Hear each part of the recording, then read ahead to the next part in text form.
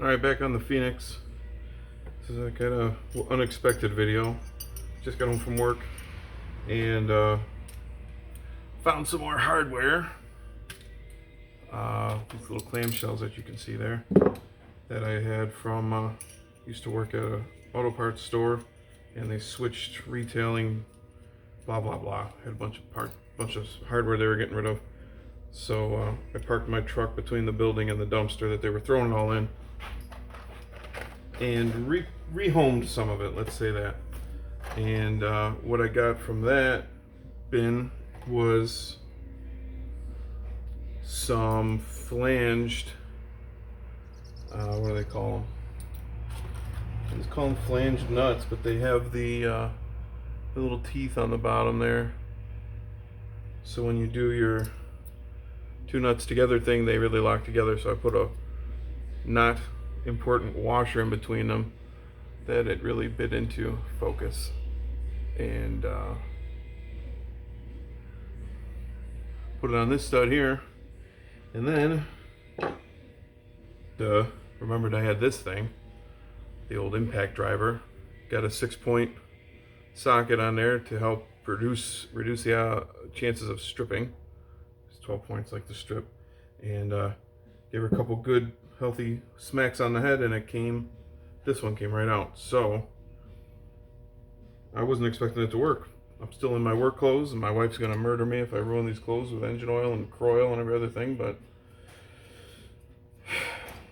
gotta play, man. I also promised her I wouldn't work on anything other than this until this was done, so that's not awesome, because I got 6 or so other bikes in the shop here, and the other one with a plate on it needs a chain, so gotta work on this.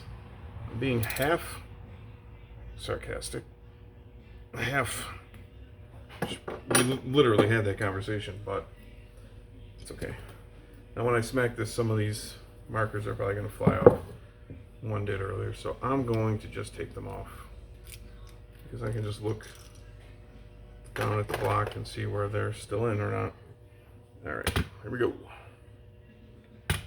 Try to get some indication if it's turning. Hang on, let me get some tape. All right, so there's a greater than 0% chance that I saw Craig, the bearded mechanic, do this. I remember seeing one of it's a Hayabusa engine with tape on one of the studs, and I didn't understand what that was about. Now I'm thinking, might have had something to do with this. I don't know, probably not, but that's what I'm gonna do. I'll put it right there, and I'm gonna see if it moves when I smack it. Wrong hammer. This is my medium hammer now. I got a bigger hammer. Here we go.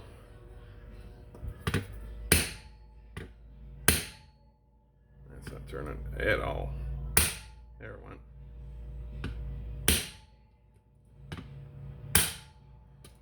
All right.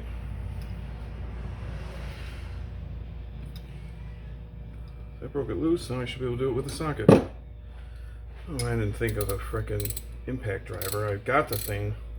It was one of the things I was made sure to grab from my dad's house when we were cleaning his garage out, because the case screws on this CB750 engine are notorious for being a nightmare, because they're the JIS cross thread. You and I would have normally called it Phillips. It looks like Phillips, but slightly different enough that you can ruin a screw using a Phillips driver on it. So what did I buy?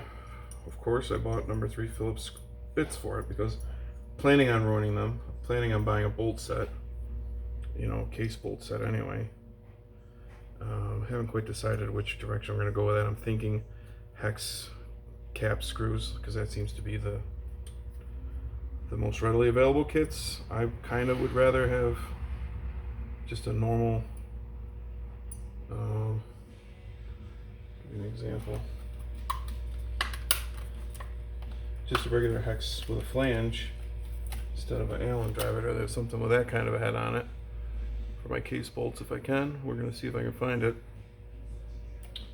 Not really a big worry right now because everything came off nicely. So another thing I have to still get is a metric tap set. That is weird, but it's out. So that's all we're really worried about right now.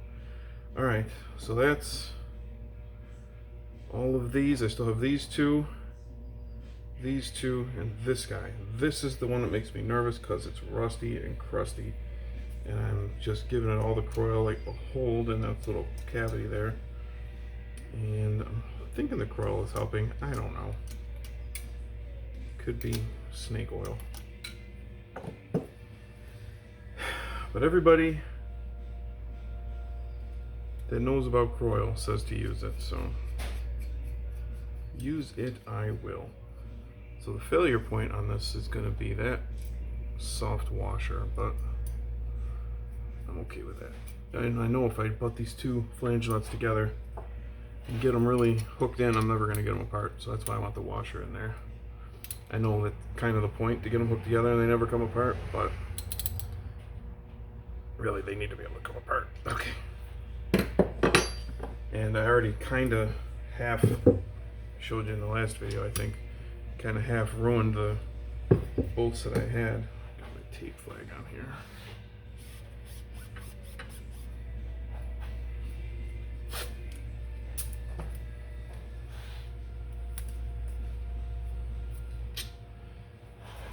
Okay. Hopefully you can see that. I think you can. All right. There she goes.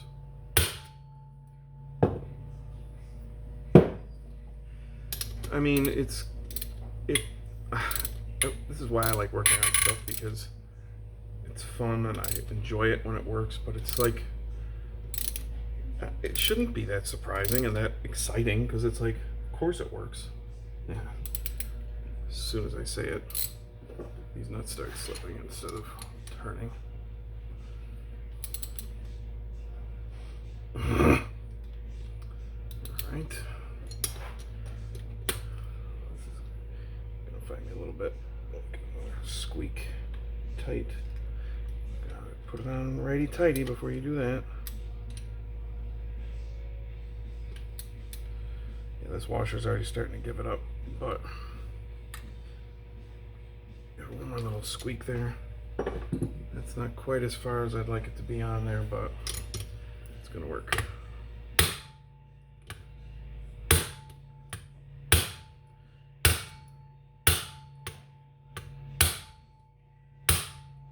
Turning. Let's see if she'll do it on the wrench. Oh yeah. It's got a weird sticky spot in there, but we'll get the tap and clean all the threads out. Metric 8 125 is the tap I will need. I bought a set. Once upon a time, I bought a standard set. Because once upon a time I thought I was going to be rebuilding a dune buggy, a sandrail, and everything on that seemed to be SAE inches, you know. But the project is out by the road, and there's an ad on Facebook for it, Marketplace. Because I don't know, got tired of looking at it and not working on it. We went on my wife and I went on a cruise, and one of the stops was in Cozumel, Mexico, and the excursion we did there was to go drive dune buggies through the jungle of Cozumel, which was unbelievable. It was wild. We had a good time. Get to jump into a cenote, which is a hole with water in it, if you don't know what cenote means. And it's fresh water because it filters up through the coral or whatever.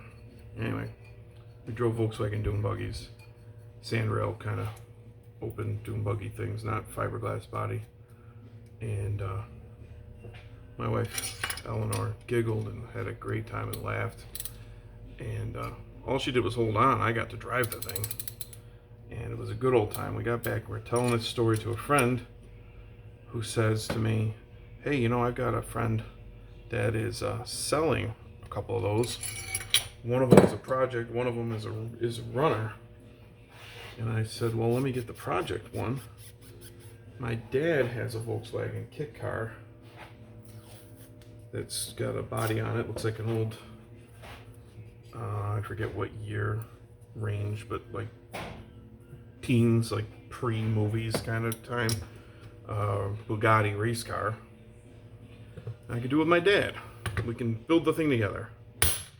Well, that never happened. Okay, come on, baby.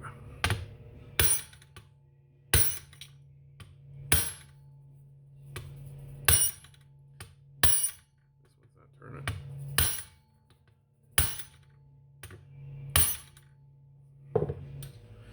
I'm gonna go get a bigger convincer. Actually, we're gonna leave it there. My wife is on her way home and we got plans, and it's 4th of July weekend, so we got 1, 2, 3 out today that we didn't have last time. So we're making progress. Give you a, which way does it go? Like that? That's lame. There's a, it's in there somewhere. Thumbs up. And fun. See you next time.